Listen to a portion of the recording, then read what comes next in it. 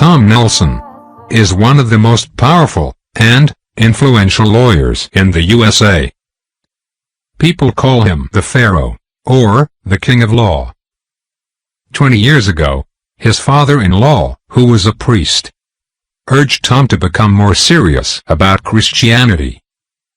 As a result, Tom became more interested in religions. And when he read the Quran, the truth struck him hard. He believed in Islam, and later, he openly said the Shahada. Now, Tom defends Muslims in complicated court cases. He saved his attorney Muslim friend, Mr. Brandon Mayfield, from the death sentence after the FBI jailed him and mistakenly linked him to the Madrid train bombings. Tom Nelson sued the FBI. As a result, the U.S. government has agreed to pay $2 million to Mr. Brandon Mayfield and issued a written apology to him. Mr. Tom Nelson says Islam is his final journey. His faith remains unshakable, living in contentment, with total submission to the Almighty, the One Creator. I started reading the Quran, partly in response to the pressure from my father-in-law to become serious about Christianity, Trinitarianism. And so he's actually the person who raised the issue, and I ultimately ended up reading the Quran very carefully, and it hit me as true and something I should pursue, and so I have, and I did. And as they say, the rest is history. I've been practicing for about 15 years, perhaps longer. It's not, it's hard. You can tell when you did your shahada, but it's really what's in the heart that determines when you're a Muslim. It isn't necessarily saying something in front of a crowd that makes you a Muslim. It's the internal statement. And that was at least 15 years ago. And so that's how I happened to become a Muslim. And then I got to know a number of people in Portland who Muslims, and talked to them about it, and I became more and more active. But it wasn't much of an issue for a long time until really 9/11 happened. And so I then got a lot of requests from a lot of people I hadn't known before, who wanted to know legally what Muslims should do when faced with issues like when the FBI knocks on your door, how do you deal with them? And so I started consulting and counseling those people, all on a pro bono, meaning free basis, what they should do, what they shouldn't do. I really became active in the government's, quote, war on terror, which is really, in my opinion, a war on Islam. In 2004, when a local Oregon attorney, Portland attorney by the name of Brandon Mayfield, who himself was a Muslim, and whom I had known for a number of years, I'd counseled him in becoming a lawyer, because I was about 20 years senior to him, got arrested for being involved in the Spanish train bombing of, spring of 2004, I'm not sure what month. The upshot of that was the FBI had, after totally claiming to the world that Mr. Mayfield was guilty, the Spanish authorities proved conclusively that the link between the bombing and Mr. Mayfield was fabricated and wrong. It was a false reading of a fingerprint, and Mr. Mayfield was freed.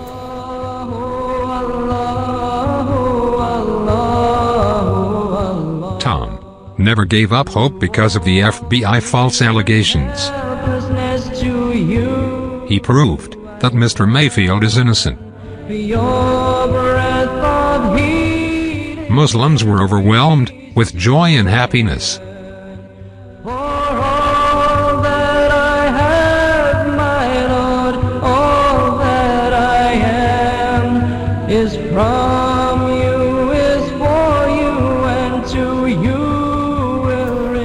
Well, during the course of my representation of Mr. Mayfield, I got some national notoriety, the national press turned to me to respond to questions they had about Mr. Mayfield, because I had been his criminal attorney, and I still am, to some one degree or another, his civil attorney. So I accommodated them and responded and got on the national networks, Keith Olbermann and all the usual suspects, liberal media. And at that point,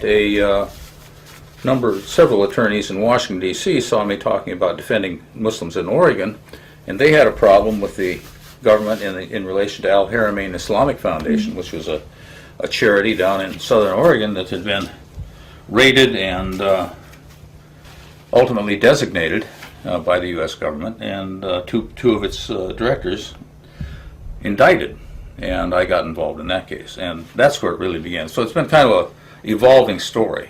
The question is, what's the difference between Christianity and Islam? And it boils down primarily to the oneness of God versus the Trinitarian approach. In addition, of course, Islam has a lot of, it has the Quran as the last revelation of God. And it provides instruction, guidance, and those sorts of things. But Islam is really an extension of both Judaism and Christianity, except that it got back on the Unitarian nature of God, the oneness of God. God has no partners. God has no equals. After the Christians went off onto that tangent 4 centuries after Jesus died, it's important to remember that the early Christians didn't believe that Jesus was the Son of God. It was debated. If you read the Bible pretty carefully, he said he is the Son of Man, not the Son of God. At least many references in the Bible. But later theologians took the idea and made him into the Son of God. Other differences include organizational structure. Many churches, certainly the Catholic Church and even a lot of Protestant churches have a very hierarchical structure, whereas Islam generally doesn't. Why did you decide to live in the mountain? Because I like it up here. Compared to living in a city, it's quiet, it's restful, you can think about a lot of very important things. You don't have any noise, I have no neighbors, and I figured rather than living somewhere I didn't want to be or didn't enjoy, I'd rather live here. What I'm doing now is, it's early September, I'm getting ready for winter. And if you look down there, you'll see a woodshed full of wood. The wood that's not in the shed outside there is the wood that I gathered yesterday. And I'm going to have to chop it up in a week or two. And that's great exercise. His great status as an attorney would not stop him to engage in all aspects of country living, including fixing many things with his own hands. Now let's see if I can shave with it. Not quite, but close. Close enough. Now I'm going to go test it and see how good it really is on the wood. The reason I came here was to put an edge on that, so see if I can't chop the wood a little bit better than what I had been doing. MashaAllah, working great.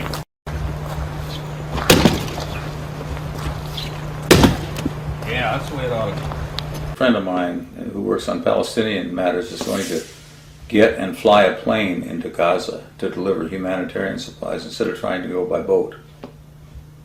How do you feel about that? I'm in favor of it. I just don't think I want to be on the plane. It's going to be dangerous.